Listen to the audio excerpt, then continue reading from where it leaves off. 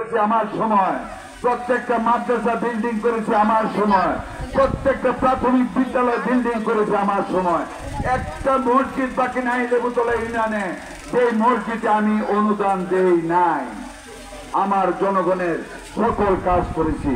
আমার কাছে একটা চিঠি পাঠিয়েছেন আমাদের এক ভূমি ইউনিয়নের, উনার একটা কথা, আপনি যদি আমাদের নির্বাচিত এমপি হন তাহলে আমরা যারা সুবিধা বঞ্চিত মানুষ আছি তারা যেন আপনার কাছে সরাসরি নেতা ব্যতীত বা ব্যক্তি রেখে যেতে পারি এবং প্রত্যেকের মনের কথাগুলি খুলে বলতে পারি এবং কোনো সমস্যায় পড়লে যেন আপনার সাহায্য পাই, ওয়াদাটা করে যাবেন। আমার বোনেরা, অতীত আমার কাছে কাজে যেতে আমার কোন নেতা কর্মীকে ধরে যেতে হয় নাই। আমাকে 10 টাকা কেউ ঘুষ দিতে পেরেছে বলেন? আমার কোনো বদনাম আছে? আমি ব্যবহার খারাপ করেছি এমন কোনো কথা কেউ বলে? আমি 10 টাকা দুর্নীতি করেছি কেউ বলে? আমি আচরণ খারাপ করেছি কেউ বলে? আমি আমার কোন নারীদের ইজ্জত হানি করেছি বা এমন ব্যবহার করেছি কেউ বলে?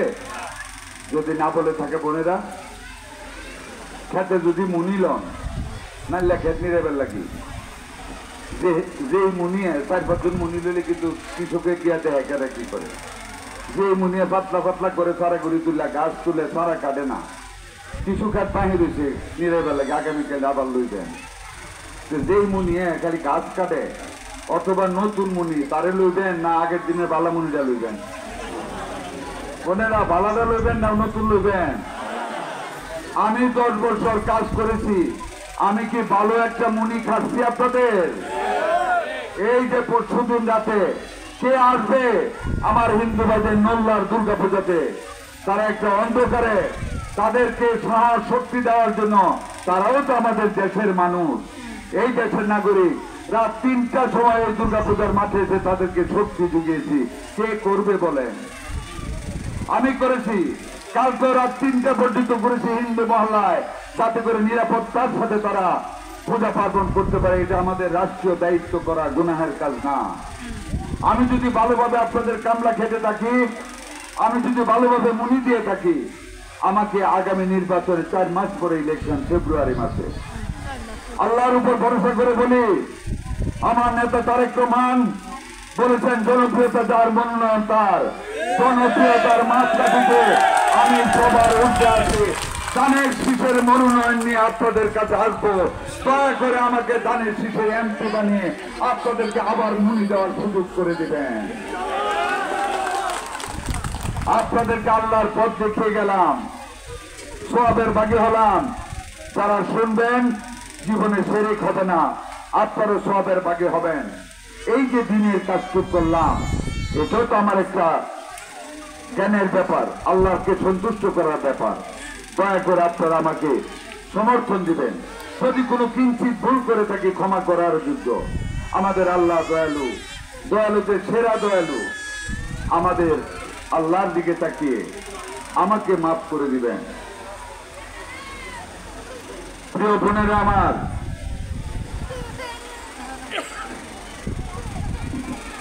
একটা ওয়াদা আপনাদের সামনে করে যাই।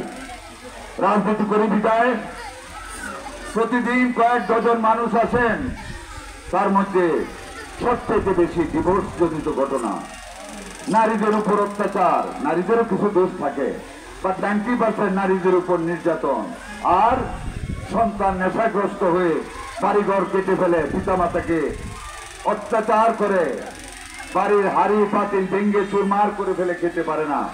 ওয়াদা করে যে আপনাদেরকে, আমাকে যে আজকের সাখাওয়াত হোসেন বকুল, যদি আমাকে আপনারা এমপি নির্বাচিত করেন, এই সাখাওয়াত হোসেন বকুলের রূপ পরিবর্তন হয়ে আপনাদের বন্ধু হয়ে যাবে। মনোহরদ্বীপ বেড়াবে থেকে চিরদিনের মতন নেশাকে পুলিশ সাজ করে দেব ইনশাআল্লাহ। যুবতী মেয়েদের উত্তপ্ত করা, প্রতিটা গ্রামে কমিউনিটি ক্লাব করে ভালো ভালো লোককে দেখে কমিটি করে প্রতিটা ঘরের যুবক যুবতীদের তালিকাবদ্ধ করে কাউন্সিলিং করব, যাতে করে বিপদগামী না হয়। এরপরও যদি বিপদগামী হয়, আইনানুগ ব্যবস্থা নিয়ে পিতামাতার মুখে হাসি ফোটাবো।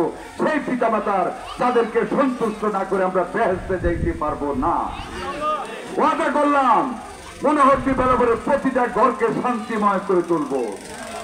আল্লাহ যদি আমাকে এমপি বানান, রাজনৈতিক কোনো ভেদাভেদ থাকবে না, দলে দলে মারামারি হতে দেব না, কাউকে অসম্মানী করব না, কারো জানমালের উপর আক্রমণ হতে দেব না।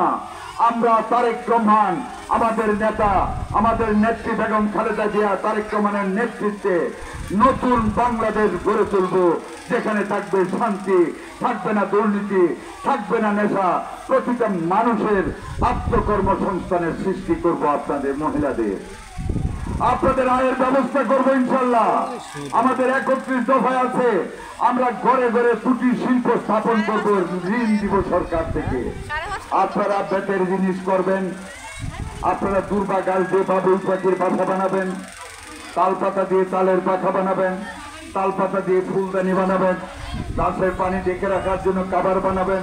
এইসব কুটির শিল্প পশ্চিমা বিশ্ব এবং আফ্রিকা মহাদেশে সাংঘাতিক জনপ্রিয়। আপনারা তৈরি করবেন, আমরা সরকারি এজেন্সির মাধ্যমে নগদ টাকা দিয়ে কিনে নেব আপনাদের কাছ থেকে, বিদেশে পাঠিয়ে আমরা ডলারে নেওয়া বাকি কাজ আপনাদের আমরা করব, সরকার করবে। আপনাদের আয় বৃদ্ধি পাবে। আর বাপের বাড়ি যাওয়ার সময় ঠোঁটে কামড় দিয়া নখ কামড়ায়া দুশ্চিন্তায় থাকতে হবে না, আরে আমার বাচ্চিটা লাগি কি নেই, আরে আমার মাল লাগিয়ে একটা টেয়ার ফানুনি চাইতাম না। এই চিন্তা থেকে আপনাদেরকে মুক্ত করবো ইনশাল্লাহ। আপনাদেরকে স্বাবলম্বী করব, যাতে করে স্বামীর দিকে তাকিয়ে না থাকতে হয়, নিজস্ব আয় দিয়ে সন্তান পিতা মাতার সেবা করবেন, সেই ব্যবস্থা আমাদের নেতা তারেক রহমান আপনাদের জন্য করবে ইনশাল্লাহ। আমার কাছে আসবেন, আমরা ফ্যামিলি কার্ডের ব্যবস্থা করব। প্রতিটা মহিলাকে প্রতি মাসে কিছু না কিছু টাকা হাতে দেব, যাতে করে রাস্তার পাশে দিয়ে আজকে যায় মজা মজা মজা। হ্যাঁ, 100 টাকায় কুল বালিশ, 50 টাকায় মাথার বালিশ, ডাকে না ডাকে, 3টে শাড়ি নেওয়া যায়। কিন্তু যখন ভাবেন ইচ্ছা হয়, টাকা নাই, জামাইয়ের কাছে গেলে চোখটা বড় করে, খুব ভালো স্বামী হইলে তাকে আদর করে দেয়, সব মানুষ খারাপ না। কিন্তু আমরা আপনাদের হাতে 12 মাস টাকা রাখবো, আয় রোজগার করে দিব, যাতে মজাওয়ালা গেলে সন্তানদেরকে মজা কিনে দিতে পারেন, বালিশওয়ালা গেলে বালিশ কিনতে পারেন, পছন্দ মতো সালোয়ার কামিজ একটা কিনতে পারেন। সেই আয়ের ব্যবস্থা আমাদের সরকারের পক্ষ থেকে ইনশাল্লাহ প্রত্যেকটা নারীকে আমরা করে দিব। আপনাদেরকে সামাজিক নির্যাতনের হাত থেকে, পুরুষের নির্যাতনের হাত থেকে 9.5 কোটি মহিলাকে আমরা রক্ষা করব বাংলার জমিনে। 9.5 কোটি মহিলার 19 কোটি হাতকে গৃহবন্দী রেখে এই দেশের উন্নতি হতে পারে না, সন্তানরা মানুষ হতে পারে না। তাই আমাদের তীব্র দৃষ্টি আপনাদের প্রতি, সেই কারণে আপনাদের সমাবেশ করেছি, কোরআন হাদিসের আলোকে বিপদগামী হওয়া থেকে আপনাদেরকে রক্ষা করার জন্য এবং ভবিষ্যৎ পরিকল্পনা বলার জন্য। প্রিয় বোনেরা আমার, বিদ্যালয় দেখলাম, দাবি করেছে বিদ্যালয় কমিটির সভাপতি লেট্রিন চেয়েছে, লেট্রিন 1-2 মাসের মধ্যে টাকা দিয়ে দিব। সেই রাস্তাটা দিয়ে আসলাম, হ্যাঁ সেই রাস্তা দিয়ে আসলাম, রাস্তাগুলি খারাপ, দোয়া করবেন। এমপি হইলে 8 মাসের ভিতরে এই সমস্ত রাস্তাঘাট ইনশাল্লাহ আমি পাকা করে দিব। আগেও বলেছিলাম আমি এমপি হইলে আগাতে গেলে ধোঁয়া উঠবে কাজে, এবারও বলি আমি এমপি হওয়ার পরে রাস্তা মেরামত, নতুন রাস্তা পাকা করে গেলে ধোঁয়া উঠবে, উন্নয়নের ধোঁয়া উঠবে ইনশাল্লাহ আমি করবো। বিদ্যুতের কথা বলেছেন, হ্যাঁ লেট্রিন অলরেডি টেন্ডার হয়ে গেছে, বিদ্যুতের লাইন ভালো না, বিদ্যুৎ থাকে না আপনাদের, তাই না? একই অবস্থা আমারও থাকে না। আমাদের এই লাইনটা মনোহরদী হেডকোয়ার্টারের না, আর এইটা ক্ষমতায় না গিয়ে লাইনটা টোটাল ঠিক করে একটা সাবস্টেশন করতে হবে। ইনশাল্লাহ দোয়া করবেন, সেই বেদনায় আপনারা ভোগেন, একই বেদনায় আমিও ভুগি। আমি যেদিন পুরো বিদ্যুৎ পাবো, ওয়াদা করে গেলাম এমপি হওয়ার পরে আপনারাও বিদ্যুৎ পাবেন, সেই ব্যবস্থা করে দেবো ইনশাল্লাহ। প্রিয় বোনেরা আমার, আমি আমার বক্তব্য আর দীর্ঘায়িত করবো না। আমি কি আমার বক্তব্য শেষ করতে পারছি? আরেকটা সাক্ষী দিতে হবে আপনাদের। আমি কি আল্লাহর কোরআন থেকে এবং হাদিস থেকে আমার নবীজি দ্বীনের ইসলামের সঠিক নির্দেশগুলি বলে আপনাদেরকে শিরকের হাত থেকে রক্ষা করার বক্তব্য রাখতে পেরেছি? হাত তুলে বলতে হবে, আল্লাহ শুনবেন। আলহামদুলিল্লাহ, আল্লাহ আমি তোমার দ্বীনের কথাগুলো আমার মা বোনদের পৌঁছাইতে সক্ষম হয়েছি, তুমি আল্লাহ আমার গুনাহগুলো মাফ করে দিও। প্রিয় বোনেরা আমার, একটা অনুরোধ করবো শেষে, রাখবেন সবাই? আচ্ছা, ভাইদের একটা অনুরোধ করব, আমার গেটে যে পুরুষ ভাইয়েরা আছেন আপনারা সব গেট ছেড়ে পিছনে বারান্দায় উঠে পড়বেন, একটু দেরি করবেন না। আমার হাতে মাত্র 30 মিনিট সময়, হয়তো গেটটা ছেড়ে দিবেন নতুবা গেটে বারান্দায় উঠে পড়েন। এইদিকে যারা পুরুষরা আছেন যতক্ষণ আমি গেটে থাকবো আপনারা একটা পুরুষ আমার মহিলাদের কাছে যাবেন না। আমার দল, ছাত্র দল নেতৃবৃন্দকে গেটের সামনে অবস্থান নিতে, সোহাগ যুব দলের সেক্রেটারির নেতৃত্বে গেটে অবস্থান নিতে বলবো। গেটে যে বোনেরা আছেন আপনারা আর একটু পিছনে আসবেন। আপনারা আমার বোনেরা, আপনারা নীরব ভাবে বসেন। ওই পিছন দিক থেকে আপনারা, আমি যখন ওখানে যাব দয়া করে লাইন মতো যাবেন, আপনাদের খাবারের ব্যবস্থা করে দেন। যদি আপনারা হই হুল্লা করেন পড়ে যাবেন, ব্যথা পাবেন, আমার কলজাটা হত্যা দেব। আল্লাহর রাস্তায় আপনারা এই কাজটা করবেন না।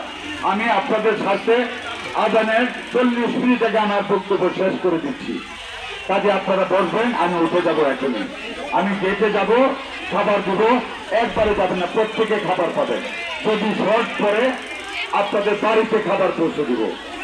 আমার যদি আপনারা কষ্ট পেয়ে থাকেন আমাকে মাফ করে দিবেন।